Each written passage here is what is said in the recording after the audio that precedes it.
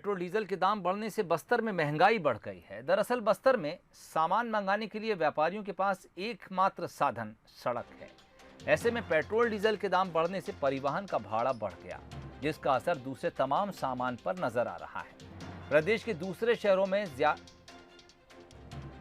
सामान सस्ता है, जबकि बस्तर में वही सामान ज्यादा महंगा मिल रहा है। रायपुर से जगदलपुर और विशाखापट्टनम रेल सुविधा शुरू होती है तो इससे बस्तर वासियों के साथ साथ सरकार को भी फायदा होगा, क्योंकि रेल शुरू होने से यात्रियों की यात्रा सस्ती हो जाएगी और माल भाड़े में भी कमी आएगी। महंगाई आज के ज़माने में जब आदमी को अपना पेट चलाना भारी पड़ रहा है, कोरोना काल के समय में जब आदमी अपनी जीवनचर्या बड़ी मुश्किल से निकाल पा रहा है, ऐसे समय में जब पेट्रोल, खाने पीने की चीज़, तेल, अन्य चीज़ का जो भाव बेहिसाब बढ़ रहे हैं, वो लोगों के समझ से पड़े हैं और लोगों को बहुत मुश्किल में डाल रहे हैं, क्योंकि आय के स्रोत बहुत सीमित हैं। कोरोना काल के कारण कोई आय भी नहीं हो पा रही है। दूसरा, हमारे बस्तर में आवागमन के साधन के रूप में सिर्फ रोड से ही आना जाना होता है। ट्रेन की सुविधाएं लगभग बंद ही हैं।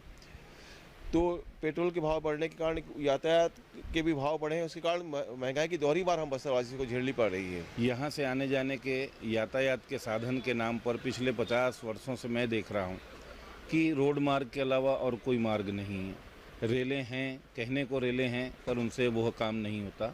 और जो मुख्य मार्ग है रायपुर से जगदलपुर या जगदलपुर से विशाखापट्टनम, जहाँ चिकित्सा सुविधा और माल के आवागमन की हमेशा आवश्यकता रहती है, सड़कों पर ट्रैफिक का दबाव बढ़ता जा रहा है, माल भाड़े में अतिरिक्त वृद्धि हो गई है। जगदलपुर में ट्रेन सुविधाएं जो थी वो अभी लगभग बंद हैं और मात्र एक साधन बचा है सड़क मार्ग, जिससे आवाजाही होती है मालों की।